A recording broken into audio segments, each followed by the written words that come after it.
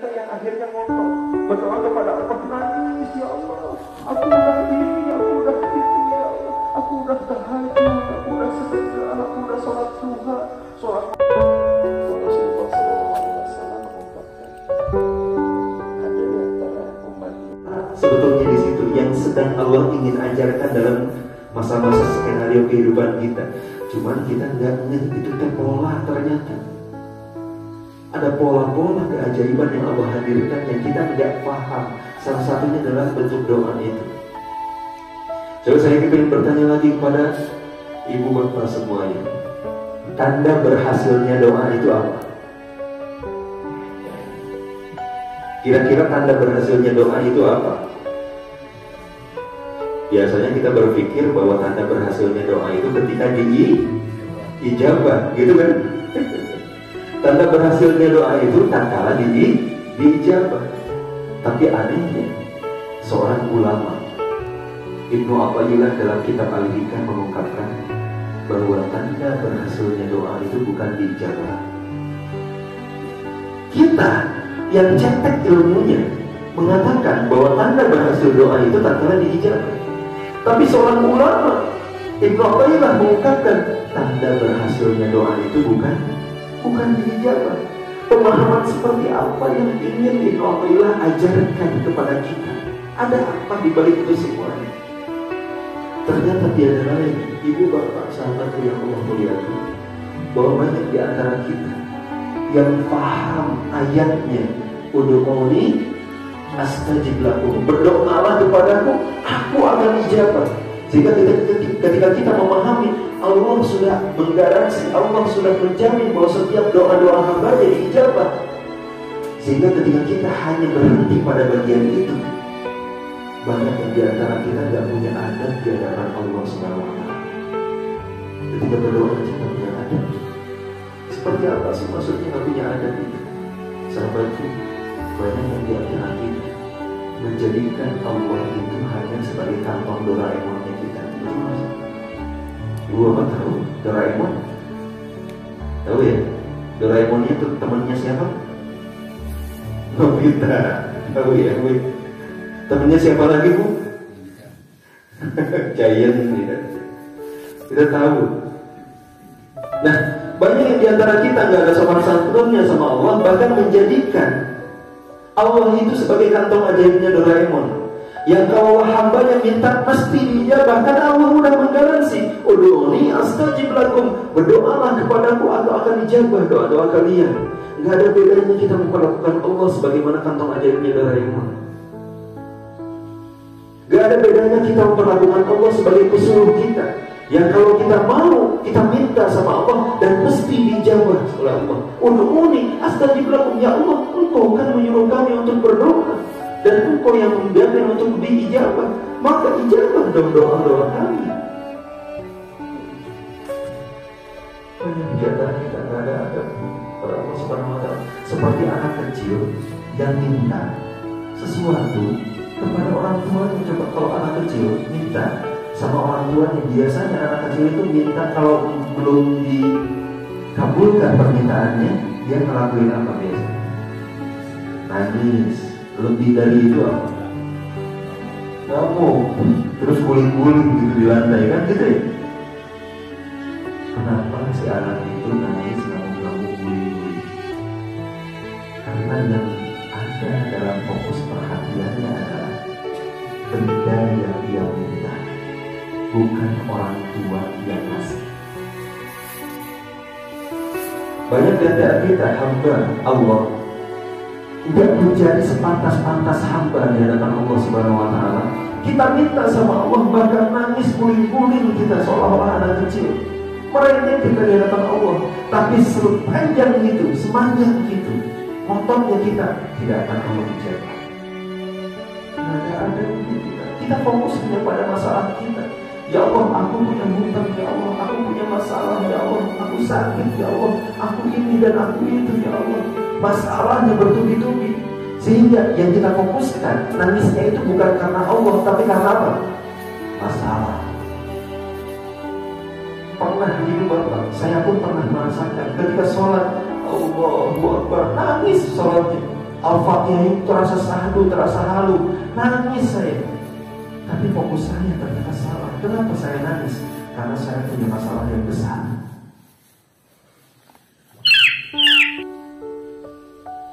Sehingga seolah-olah kita mengatakan di hadapan Allah, ya Allah, ladaina muskilah kabirah. Wahai Allah, kami punya masalah yang besar ya Allah.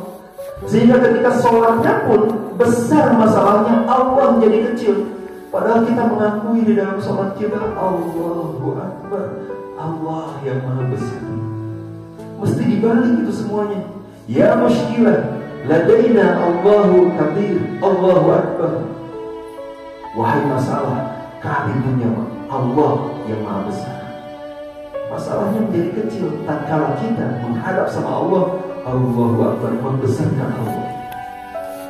Salah satu yang menjadi hikmah perjalanan kalau keluar pulau naik pesawat, ketika naik pesawat itu melihat bumi semakin kecil, semakin kecil, semakin lebar.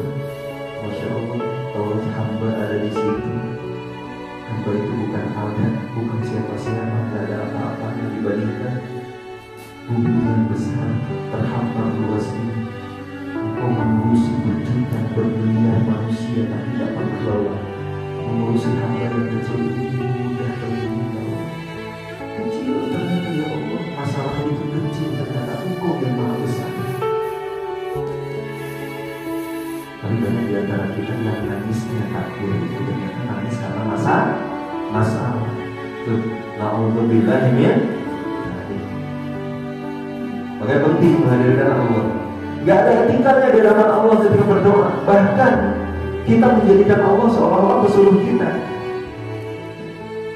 Kalau misalkan kita majikan, kita punya pembantu, kemudian majikannya minta sama pembantu, ambilin air. Yang butuh siapa? Ambilin air. Jadi yang butuh air itu majikannya atau pembantunya? Majikannya. Nah, yang kita pahami begitu.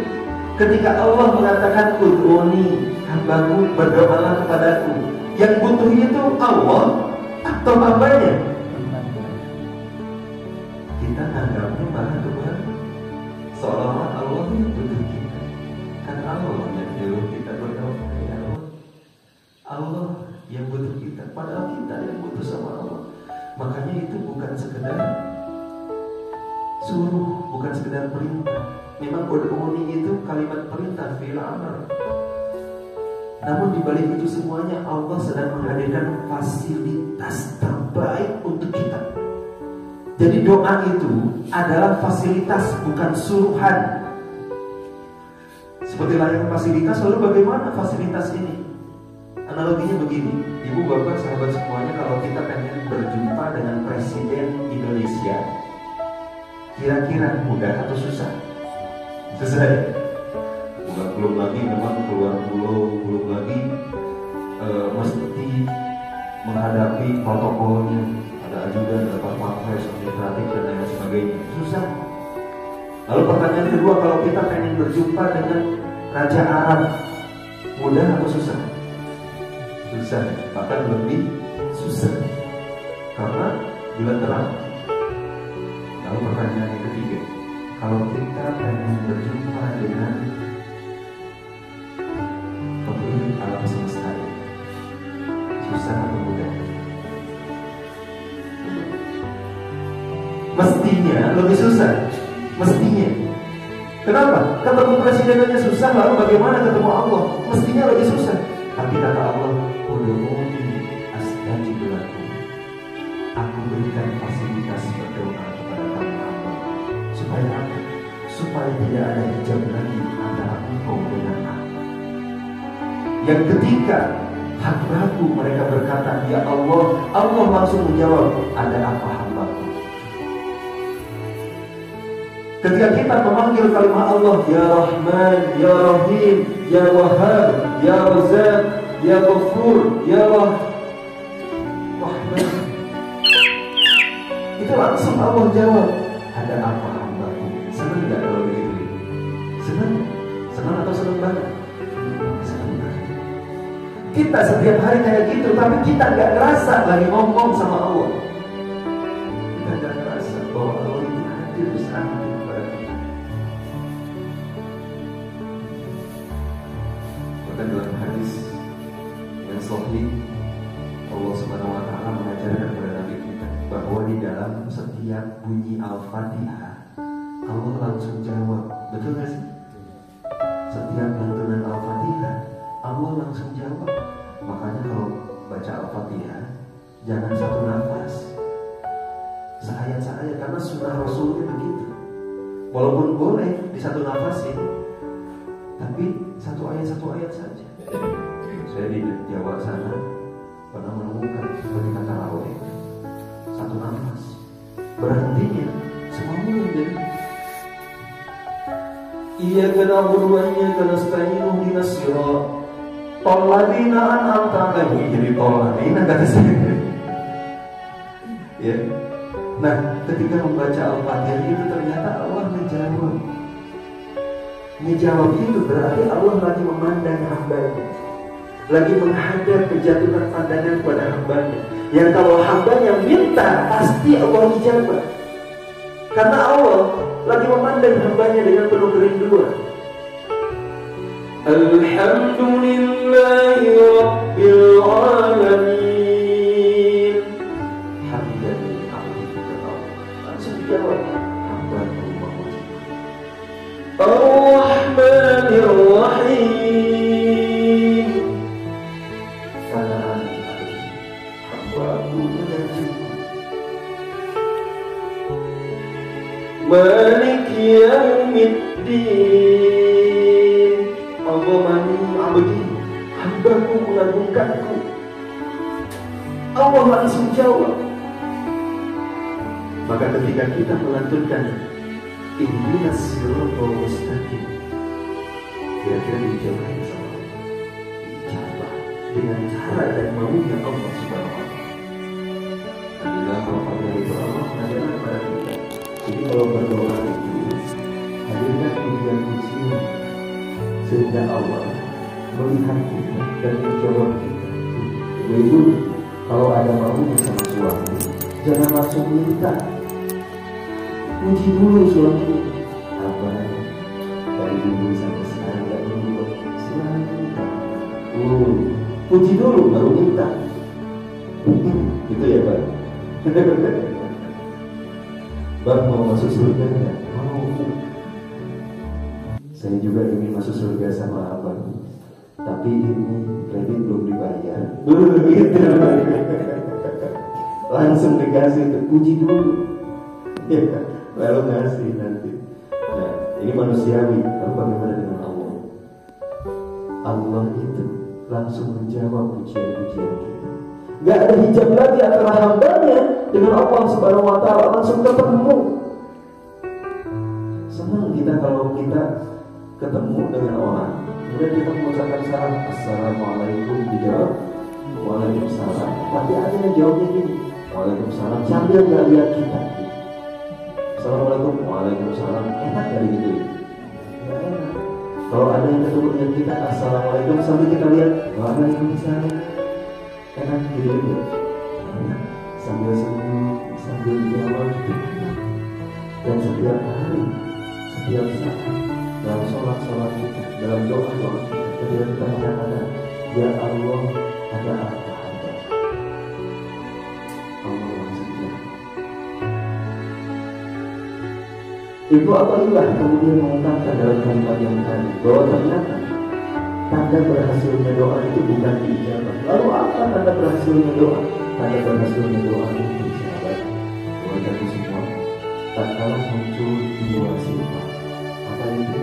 Yang pertama rasa iman, yang kedua rasa butuh. Yang pertama muncul iman, yang kedua muncul butuh. Itu ternyata kalau nggak muncul dua rasa ini, berarti doanya belum luar biasa, belum istimewa. Jadi tanda berhasilnya doa menurut Ibnu Athaillah, karena muncul dua rasa ini, bukan ijabah doa. Ijabah doa itu bonus dari Allah. Karena Allah akan mengijabah doa sesuai dengan caranya, sesuai dengan maunya, bukan mau kita. Tapi ketika kita muncul rasa hina, muncul rasa butuh di hadapan Allah, itu yang ternyata memberikan dahsyat kabar kita pantas untuk mendapat makom jannah. Fa'amma man khafa maqama rabbih wa nahan nafsa 'anil hawa. Barang siapa yang takut melampaui makom Tuhannya. Bagaimana takut melampaui makom Tuhannya? Yang tatkala dia enggak merasa diri, saya bisa, saya mampu, saya pintar, saya anu dan anu. Itu makom Tuhan sebetulnya. Makom bisa itu makom Allah, makom mampu makom Allah, makom pintar makom Allah. Lalu makom hamba apa? Hina dan butuh. Barang siapa yang takut makom Allahnya, dalam doanya mengatakan, ya Allah, hamba ini gak bisa apa-apa, ya Allah. Hamba ini gak berdaya kalau gak ada Engkau, ya Allah. Itu makom hina, makom butuh.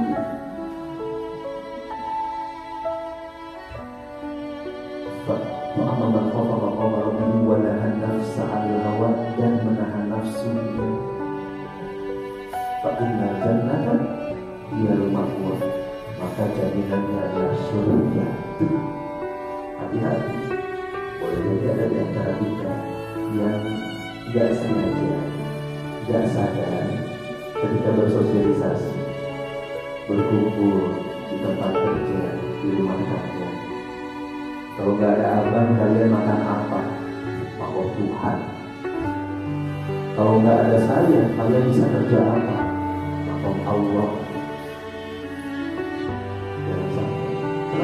Surga itu jadi jauh ketika kita berkata seperti itu.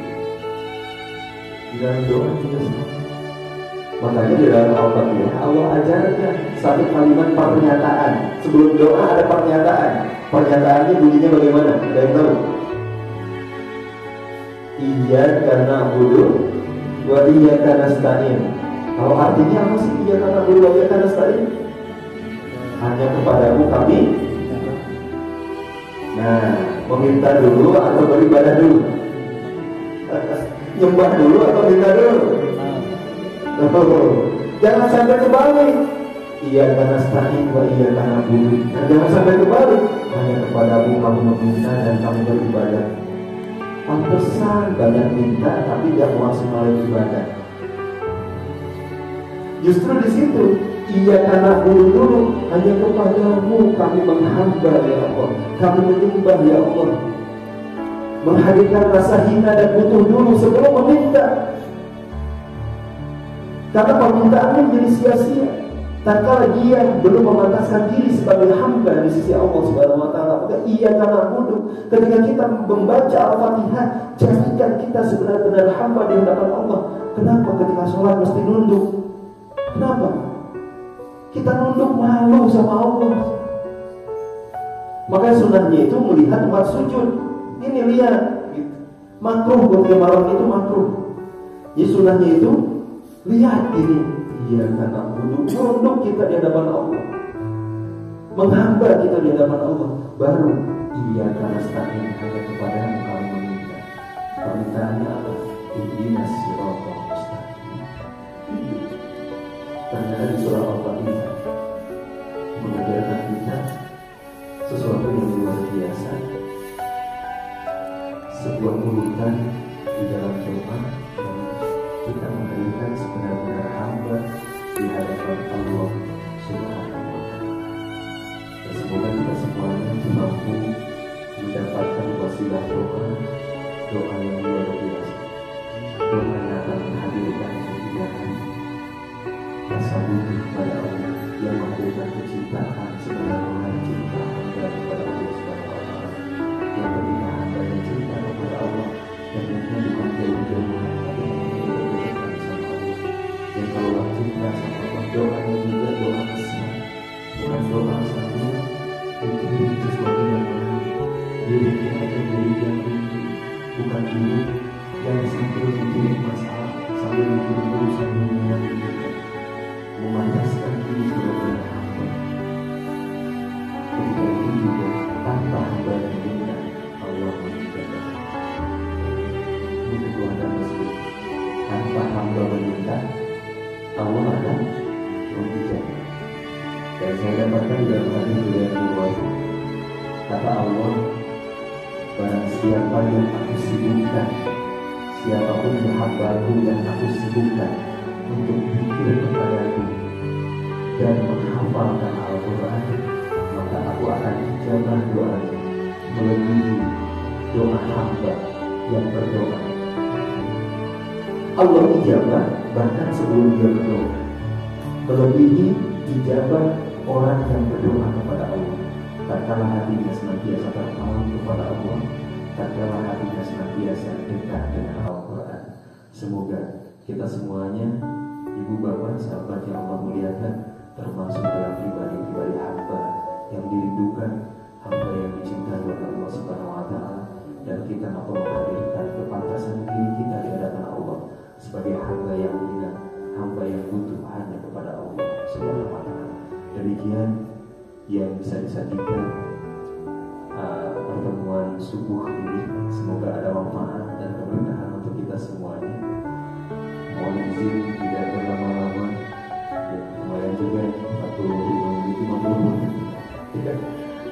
Yang tadinya nggak mau lama juga ternyata lama juga ya. Masya Allah. Mudah-mudahan Allah memberikan kesempatan untuk kita bersilaturahmi kembali di waktu dan tempat yang terbaik dari Allah Subhanahu wa Ta'ala. Demikian, alhamdulillah rabbil alamin.